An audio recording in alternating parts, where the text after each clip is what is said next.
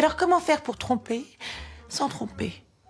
C'est Amélie Etas, et ben retrouvez-moi dans Paris et moi.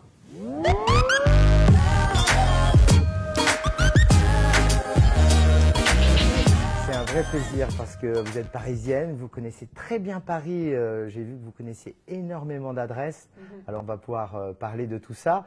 Mais d'abord évidemment, j'ai envie de vous faire parler de vous. Quand j'étais petite, j'étais hyper timide et que mes parents m'ont inscrit au théâtre à 5 ans en se disant bon bah elle va s'occuper.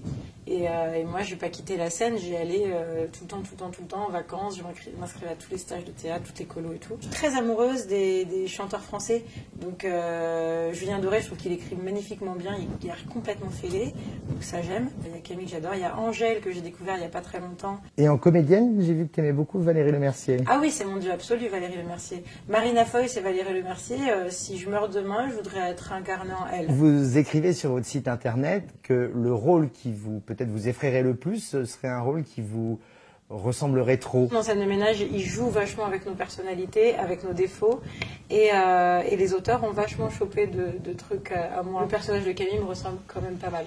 Oh bonjour monsieur Germain. Vous venir apéro demain? Non, mais... Si, moi ramener beaucoup C'est Camille. de vodka de Non, pays. elle vient de la région centre, elle dit n'importe quoi. Ah bah, centre de Russie. Au revoir, monsieur Germain. Na zdrowie.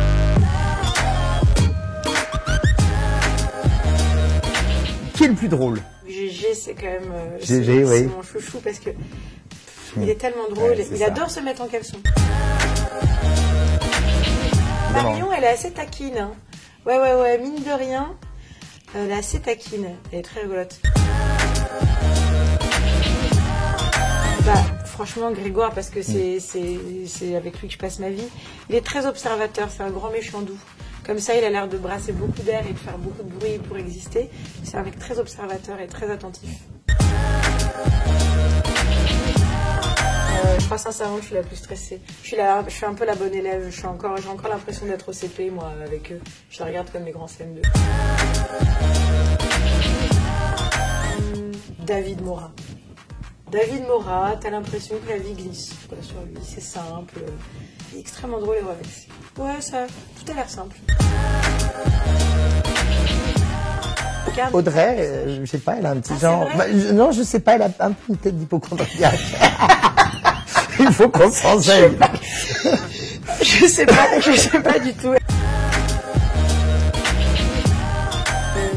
Ouais, non, je crois que je suis la plus parisienne. Hein.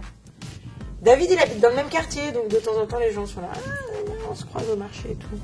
Mais ouais, je crois que en tout cas, je me sens très parisienne. Dans la Louve, Oui. là tu vas beaucoup plus loin, mais c'est quand même un programme que tu as écrit. Est-ce qu'il y a de toi La Louve, c'est la grande sœur idéale, c'est la fille, c'est la girl next door à qui tu as envie de te confier, à qui tu as envie de raconter tes problèmes, parce qu'elle prend tout par-dessus la jambe.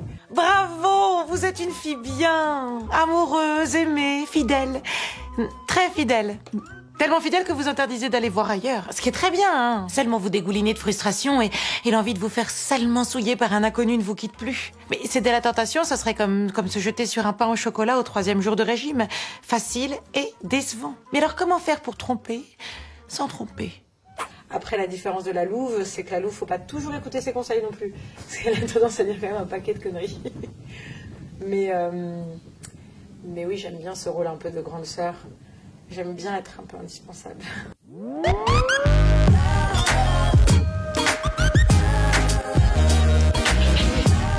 as une relation très forte à Paris. J'ai une relation très forte à Paris. Je suis née ici, j'ai grandi ici. Le métier fait que j'habite encore ici. Mais c'est vraiment une histoire passionnelle. Je la quitte trop longtemps, elle me manque, quoi. C'est un truc charnel que j'ai avec elle. Le musée qui me plaît le plus, c'est juste, au niveau de l'architecture, c'est le Grand Palais. Que ce soit de l'intérieur ou de l'extérieur, c'est ce que je trouve le plus beau à Paris. C'est absolument magnifique. Mon lieu préféré à Paris, culturellement, c'est la salle de l'Odéon, mais la salle des ateliers Berthier dans le 17e. C'est devenu un quartier hyper trendy et avec plein de petites boutiques, plein de petits restos. Je suis totalement amoureuse de ce quartier. Je connais tous les commerçants du coin. Et là, j'avoue que je commence à bizarrement tomber un peu amoureuse du 13e arrondissement. Péonise, c'est magnifiquement bon en plus. Tu manges des petits gâteaux sublimes et tu prends des petits cafés au lait d'avoine, c'est formidable.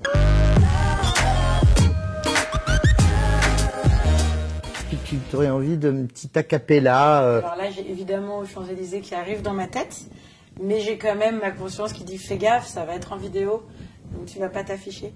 Oh Champs-Élysées, para-para-pam. Oh Champs-Élysées, para-para-pam. Au soleil, sous la pluie, à midi ou à minuit, il y a tout ce que vous voulez aux Champs-Élysées. J'ai un peu chanté faux, mais c'est pas grave.